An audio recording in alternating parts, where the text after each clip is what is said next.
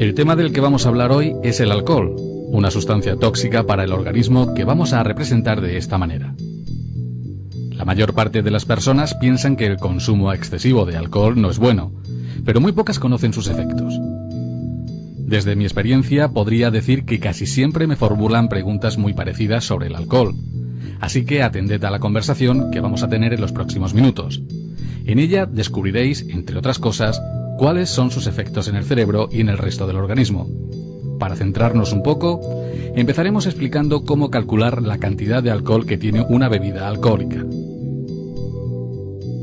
Para saber los gramos de alcohol en 100 centímetros cúbicos de cualquier bebida alcohólica, tenemos que multiplicar 0,8 por la graduación alcohólica de dicha bebida. Pongamos un ejemplo. Si yo quiero saber cuántos gramos de alcohol hay en 300 centímetros cúbicos de una cerveza de 5 grados, habrá que multiplicar 0,8 por su graduación alcohólica de dicha bebida, que en este caso, como hemos dicho, son 5 grados. Con esta operación tenemos 4 gramos, si bien hacen referencia exclusivamente a 100 centímetros cúbicos. Por tanto, este resultado necesita ser multiplicado por 3 para obtener la cifra exacta. El resultado final serían 12 gramos. Esta sería la cantidad de alcohol que hay en 300 centímetros cúbicos de cerveza con una graduación alcohólica de 5 grados. Es un cálculo sencillo, pero ¿qué cantidad de alcohol tienen las distintas bebidas alcohólicas? En 100 centímetros cúbicos de vino, de 8 a 12 gramos de alcohol. Cerveza, de 3,5 a 5 gramos. Coñac, ron, whisky, ginebra, aguardiente, de 35 a 50 gramos. Licores, de 30 a 40 gramos. Bueno, ¿y qué es lo que sucede realmente cuando tomamos una bebida alcohólica?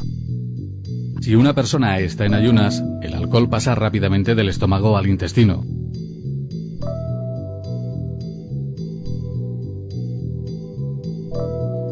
Allí se absorbe rápidamente y llega a la sangre.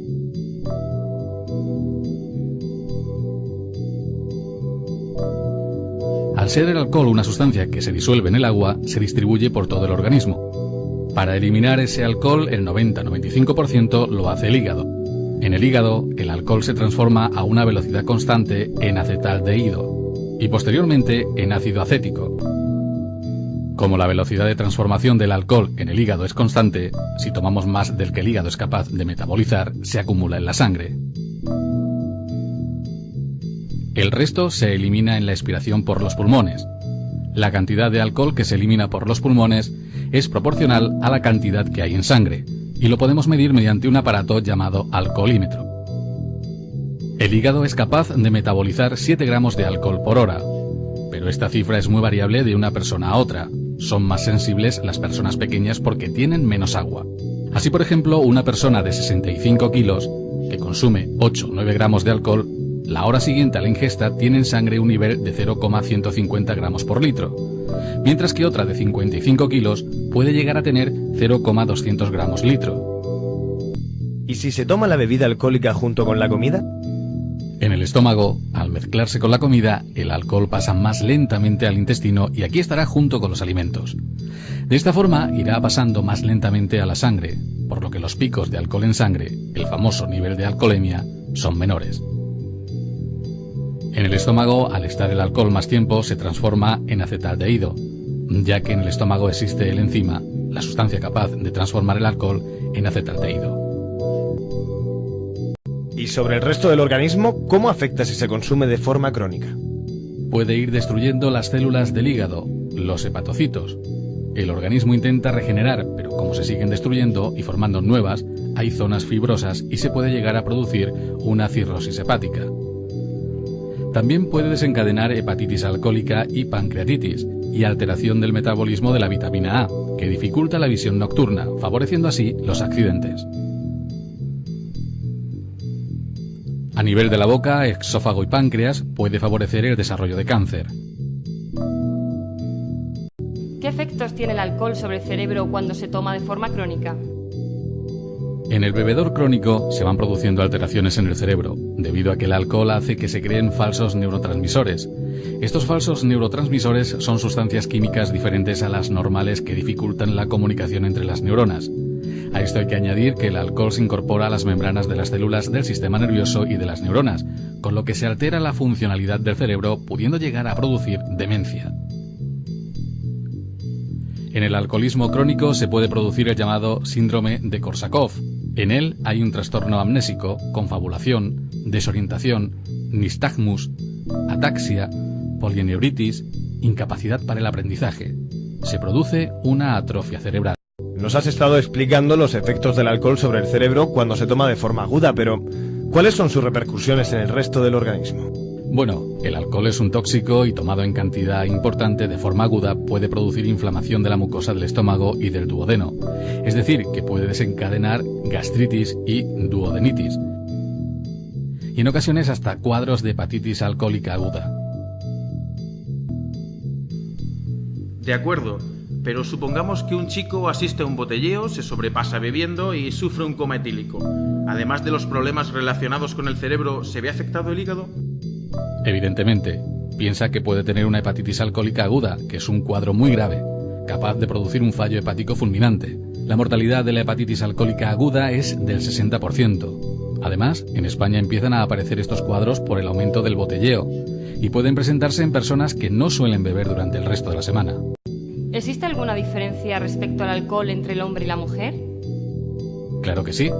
En la mujer, el enzima alcohol deshidrogenasa, que es la sustancia que transforma el alcohol en el hígado, es menos activa que en el hombre y por tanto la velocidad a la que el hígado elimina el alcohol es menor y su permanencia en la sangre es mayor, por lo que las mujeres son más sensibles que el hombre a una misma cantidad de alcohol. En el varón, el testículo tiene varias funciones. Por un lado, produce testosterona, que es la hormona sexual masculina, y por otro, espermatozoides. Pues bien, el alcohol disminuye la producción de testosterona, origina impotencia y disminución del apetito sexual, pudiendo llegar a la atrofia testicular y esterilidad. He leído que el alcohol hace aumentar el tamaño de las mamas, ¿es cierto? Desde luego. De hecho, es un fenómeno muy común conocido como ginecomastia. Me explico. En el hombre hay una cantidad importante de hormonas sexuales masculinas, la testosterona, y una pequeña cantidad de hormonas sexuales femeninas, estrógenos. Estas hormonas sexuales femeninas se metabolizan en el hígado. En el bebedor crónico puede haber alteraciones en el hígado que dificultan el metabolismo de las hormonas femeninas, por lo que aumenta su cantidad en sangre y en consecuencia aumenta el tamaño de las mamas. A todo este proceso lo denominamos ginecomastia. Por otra parte, en la mujer, el alcohol tomado crónicamente produce disminución de la libido y del apetito sexual, atrofia de los ovarios, alteraciones menstruales y obesidad. ¿Una mujer embarazada puede tomar alcohol? En ningún caso, ya que el niño podría nacer con el síndrome alcohólico fetal. El síndrome alcohólico fetal comprende un amplio espectro de lesiones neurológicas y somáticas debido al efecto del alcohol materno sobre el feto. En la actualidad es la causa más frecuente de retraso mental y de otras alteraciones del recién nacido, por encima del síndrome de Down o la espina bífida. ¿En qué consiste? La manifestación del síndrome alcohólico fetal se ha agrupado en 4 categorías. Primera, disfunción y malformación del sistema nervioso central, retraso mental, irritabilidad, temblor, convulsiones, hipotonía. Segunda, retraso pre y postnatal del crecimiento. Tercera, anomalías craneofaciales. Cuarta, malformaciones orgánicas y en las extremidades. ¿Hasta qué punto engorda el alcohol? 1 gramo de alcohol produce al ser quemado por las células 7 calorías, mientras que 1 gramo de hidratos de carbono producen 4 calorías. 1 gramo de proteínas, 4 calorías, y 1 gramo de grasas, 9 calorías. Por tanto, el alcohol engorda casi el doble que los hidratos de carbono o que las proteínas, y un poco menos que las grasas. Ejemplo: cola 250 centímetros cúbicos, 120 calorías. Ginebra 30 centímetros cúbicos, 90 calorías.